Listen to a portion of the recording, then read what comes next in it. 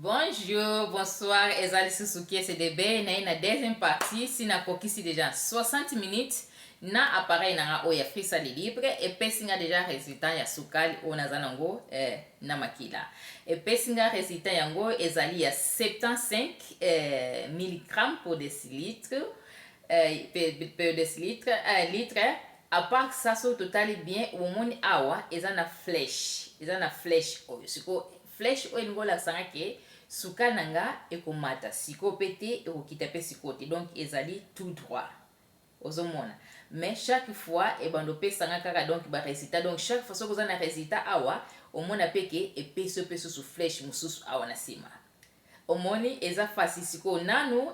na le nanu penza nanu na le penza te soki na le donc suka nanga pe ekomata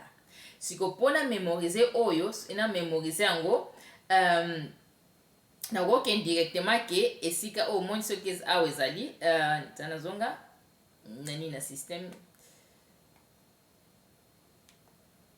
oui awa na likolo awa eza na esika moko eolakisa eza lokola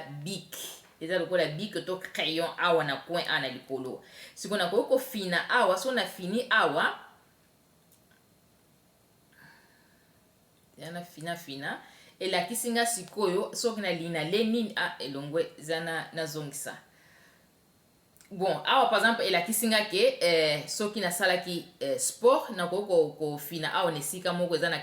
mwa carré awa na fini so nasalaki sport oto mpe soki namelaki kisi ekoma mpe awa mais sikoyo oyo atravers eloko oyo nakoki kofina so na fini ebanda kochange emoni ke echange epesinga sikoyo esika mosusu sikoyo awa epesinga ke nakoma ba insuline nini na petaki oto ya kolia oto ope ya toba ndeti ya butu ya aplike na butu epesinga pe susu nakoma biloko nini na le soki ndeti naliaki zana zongisa we biloko nini naliaki nakokoma ngo pe awa na seso na fini eopesanga pe ndeti na fina na biloko kolia sikoyo zana zongisa na fina ana sika kolia omoni ke na fini sika kolia epesinga siko plus na koki kokoma siko so na ke awa na fini na plus epesinga siko oyo omoni epesinga awa na koki kokoma ndeti ba combien de grammes apa komiki na gramme combien de grammes na liaki so na ke awa na bandi kofina ekoma tomoni ke epesila ndoto ba 15 grammes ya biloko soki na calculer so na lingi mais eza obligatoire te ke na koma pe nini mais okokoma po yeba pe après pe combien de grammes ya biloko liaki suka no pe ndenge ni soko na sima na tie na mémoriser yango donc soki après pe une heure avant après une heure du temps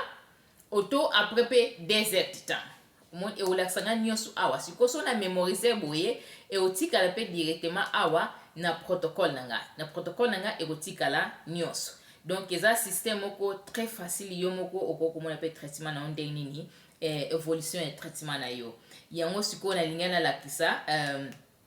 après pe biso po tomona ndenge nini ekei mais mon sikoyo échanger sikoyo epesinga yeke 81 etant que kala mingi te ezalaki na 75 mais sikoyo eke na 81 ebando lakisanga mpe awa diagramme na se ezolakisa diagramme ndenge ezomata ndenge ezokita sikonga na tie awa na se ezali donc na tie donc 150 iti na se ya likolo ezali 150 na tie 70 donc ezali facile mpona koyeba yo moko ozomona yango wana ke eza système moko très bien na mutu oyo aza na problème ya diabète mpona kofacilité vie mpona kotia chaque fois komeseke na maboko mais soki mpe na système ezali ke awa eza na lidusu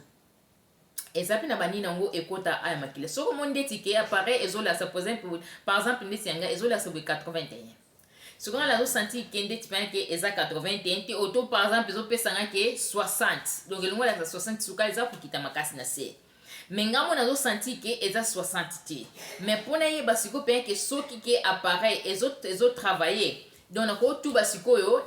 na misapi natie na misapi mais atie nini nango awa oyo mpe docteur opesa ordonnance nango otie awa otubi na misapi otali directement mesire directement na makila ekoki kozala sikoyo kopesa équivalence fo ya différence ekoki kozala donc maximum 10 à 20%. Soki ndeti appareil ezolakisanga boye to bandeti 60 nde na lobi mais tana mesire na misapi na makila directement ezopesanga to bandeti 120 donc eloko moko eza bien te auto appareil eza na mo problème eza erreur ezali esalami auto nani donc ekoza donc na différence mingi te soki appareil ezolakisa ngai 60 donc so na mesike na makila soki epesi ngai ata 70 auto 80 eza de ya sava mais pli ekoza eza sava te moni yango wana ke nzambe apambola sikoyo ekiti susu na 81 donc chaque fois donc nana sikre na pendant 14 jours soki oza na eloko nde nalobi ke mpona nasala teste na osala teste mpona biso na lakisi ndenge nezocontinue nzambe apambola biso bisene tokutani kiesebebe